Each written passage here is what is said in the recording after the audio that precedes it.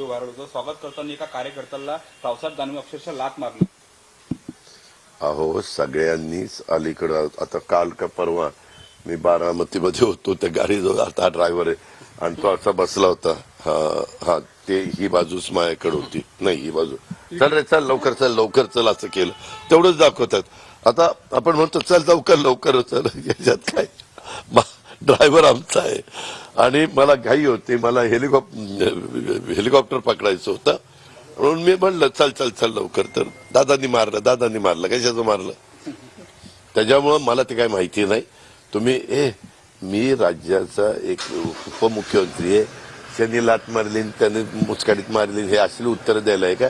मी एवढंच सांगेन, माझ्या सकट आमच्याही बाजूनी समोरच्याही बाजूनी सगळ्यांनी तुमच्या माझ्या महाराष्ट्राला यशवंतराव चव्हाण साहेबांनी सुसंस्कृतपणा जो शिकवलेला आहे त्या विचारानेच आपण सगळ्यांनी पुढे गेलं पाहिजे.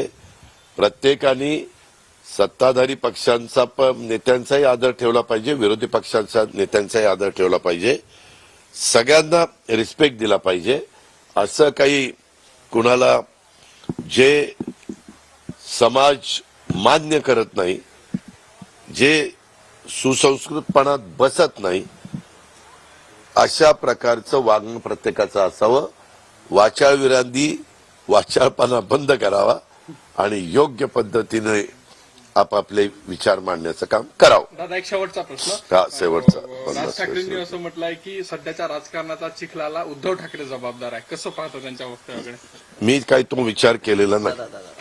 मला काही सर्वांचा एक फोटो घ्यायचा. काही पण विचार करू. संवाद साधलेला आहे. सर्वांनी आदरानं वागलं पाहिजे. रावसाहेब दानवेंनी कार्यकर्त्याला लाथ मारल्यावरून त्यांनी ही प्रतिक्रिया दिली आहे.